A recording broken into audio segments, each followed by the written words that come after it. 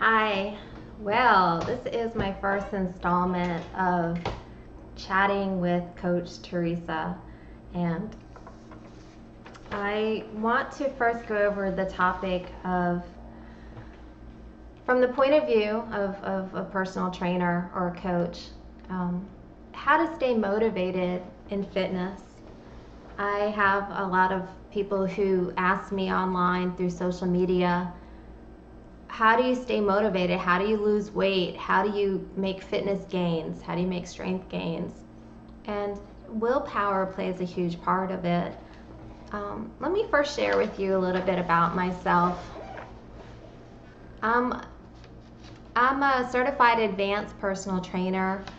I'm a pretty high level athlete. I'm 41 years old, but from the age of 4, I actually was a gymnast.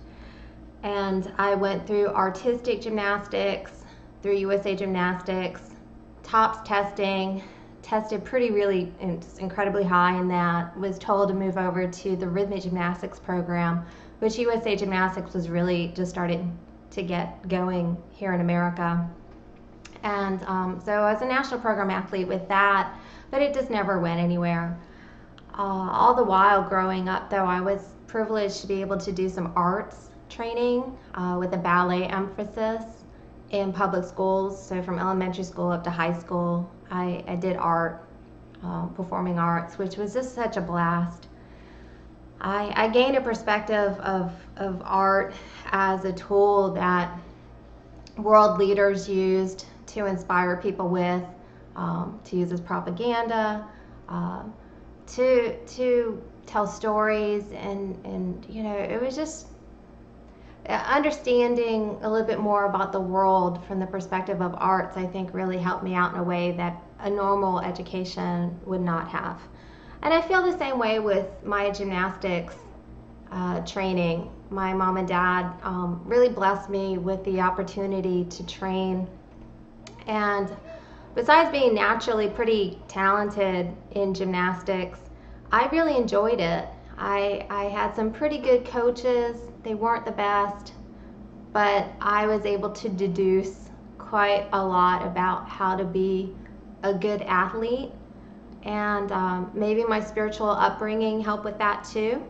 But anyway, it all influenced me as a personal trainer, as a coach, to really focus on what makes a good coach a good coach.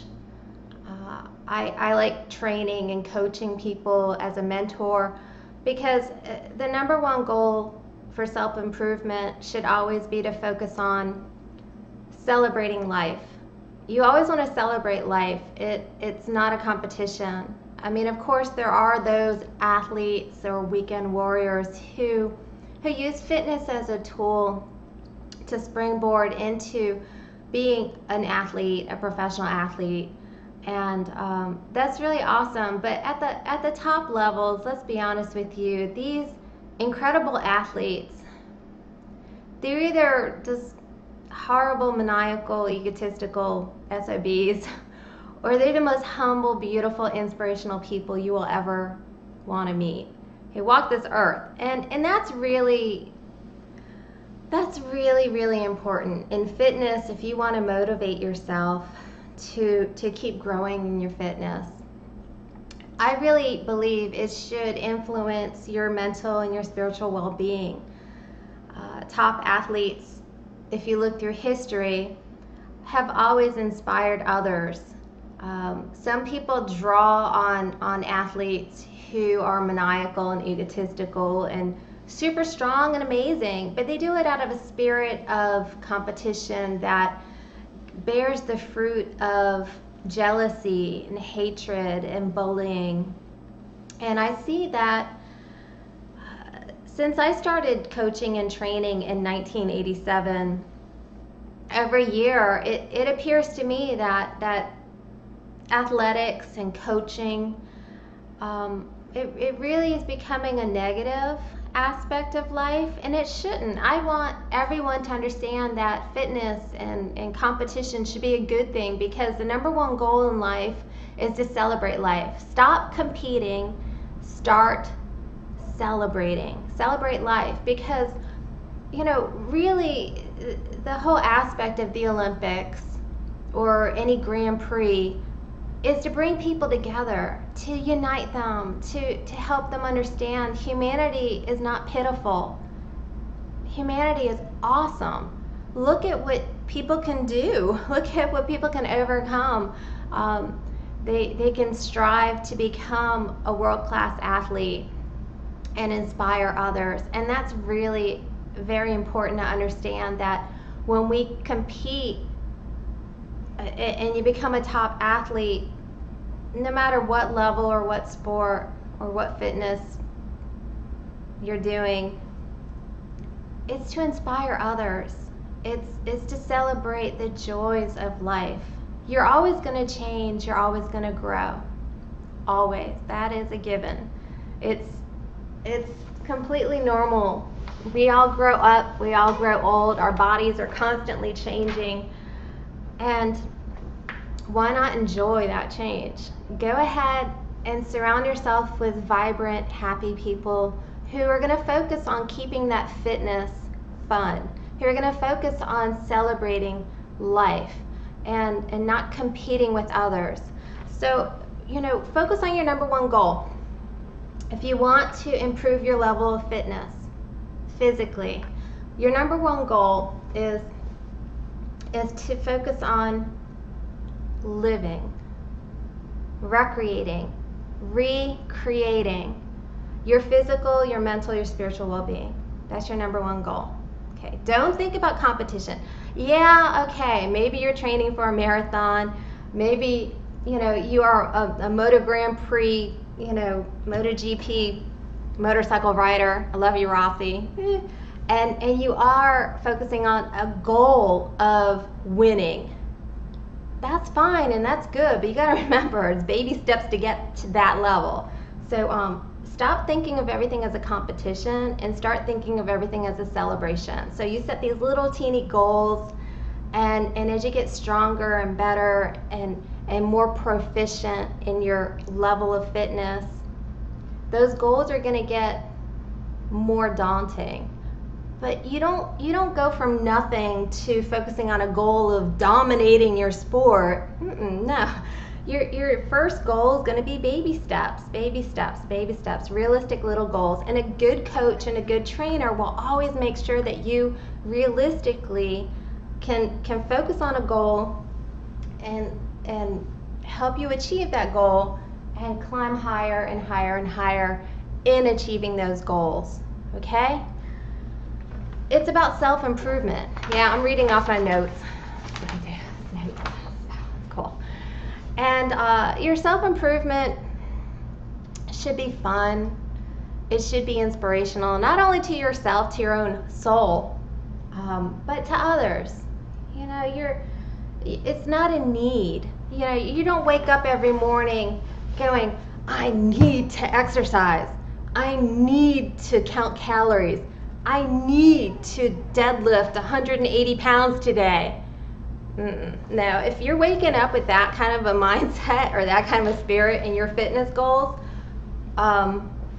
you need to rethink your goals, okay? You don't need to do anything, okay? I'm telling you right now, life is not a do or die situation. I mean, if you were in a battle zone, yeah, you need to get out, okay? But competition is not battle, okay? It's celebrating life. So let's go back to that, please. And make sure that you understand, again, you're looking for a coach, you're looking for a personal trainer who is going to help you focus on that goal of celebrating life, okay? You don't need to do anything, okay? What you want to do is to improve, okay? What you want to do is enjoy life. So if you have, in this point in your life right now, a situation in your fitness where you don't have a coach or a trainer who has that focus, I challenge you to please, write this down. Number one goal, celebrate life. And find someone who is going to partner with you to help you achieve that goal, okay? Because once you can find how to be fun and you get the self-discipline going, because you feel like, man, what a great day, I'm changing, I'm growing, which again is natural. You're always going to change, you're always going to grow. That's normal. It's a law of physics. But you wake up and you think, okay, how can I change myself for the better? Self-improvement, okay? Because it's fun. It's exciting, fun, and rewarding to accelerate my change, to accelerate my self-improvement. You're not going to be stagnant. You're not going to be bitter. You're going to be better. So partner with someone, with a good trainer, a good coach, a good team of people who are like-minded in their thinking with that. Secondly, oh gosh, it just breaks my heart sometimes knowing that, okay, I have that one or two people, maybe even my personal trainer, who I realize they don't partner with me with that goal. I just hate going and working out. I hate the class I signed up for. I hate the coach. I hate the training I'm doing. I want to win this competition. My goal is to be a bikini model. My goal is to be a world-class motorcyclist. My goal is to get on the San Antonio Spurs basketball team. Okay, those are your goals, but how you achieve those goals, that's more important than suffering through a horrible coach, horrible team, people who don't support you. And okay, if you're waking up every day and you're shriveling up a little bit, your soul's dying inside of you because you don't want to work out, you don't want to work toward that dream goal you have because you don't have the support system, you need to go find a support system that's going to help you achieve that goal and not just suck your soul dry and tell you you're worthless and horrible, because that is not what fitness is about at all, okay? Fitness should be fun, okay? So now I'm trying to change your mindset with that. Okay, maybe you have a coach or a trainer who is egotistical. You realize maybe they have traits where they're a little maniacal. They're kind of threatening. They're kind of bullying. And you just kind of thought, because you were watching some stupid reality TV show about people competing to lose weight, and they're getting the living daylights pounded out of their self-esteem. So maybe you were brainwashed to believe that's what you needed. No. First of all, you don't need that. No one needs that. Okay, so just shut that down. You got that? Shut that down. Okay, what you want is to achieve your goal.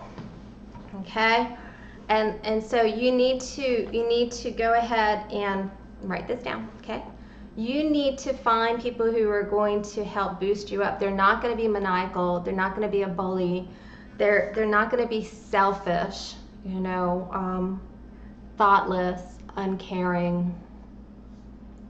Because those are the fruits that come from people who focus on competing all the time. And your fruit should be becoming a better person, an inspiration to others, joyful, happy, at peace. When I say maniacal, what I mean is, you see people, they get excited, but any cult leader can put on this hat and act excited. They do that because they're trying to draw and suck in new followers, new money-making clients. And you should be paying a personal trainer, but that personal trainer should be giving you knowledge, should be helping you achieve your goals, should be surrounding you with positivity and encouraging you, and not feel threatened by you when you actually make gains. Okay? And people who have low self-esteem, trainers who have a huge ego, they bully you, they intimidate you, they put you down, they're maniacal in the way that they're constantly going from being an encouraging cheerleader to being a maniacal SOB hodona. And you don't deserve that. Nobody needs that. So find a trainer, find a coach, find a really nice group of people, and don't give up. They're out there. They are out there. There are some amazing, beautiful, wonderful trainers and coaches out there. So don't give up in finding someone who's going to lift your spirit, okay? Who's going to help you achieve your fitness goals, who's going to stick with you. And when you find that person, I don't care how much you have to pay them because they're worth every single cent. You are worth every single cent, okay? Stop looking at the money aspect of it, okay? And start looking at the fruit of the results that you are getting, okay? Your soul should become motivated by the newfound discipline of your fitness. You're achieving these goals, they're realistic, you're happy, you're healthy physically, mentally, spiritually. You become selfless and joyful. You're not going to hoard this or hide from people. Your fitness levels are not something that you can bully others with. You're not intimidating people. You know, you're helping motivating them. Because keep in mind, you know, like Arnold Schwarzenegger is pretty amazing, okay? But he can be pretty darn intimidating to the beginning athlete. You're not going to start your fitness goals by becoming, super duper awesome overnight. You have to start small and just climb and climb. And I'm telling you, when you do it the right way and you surround yourself with powerful, humble, beautiful people, you become one yourself.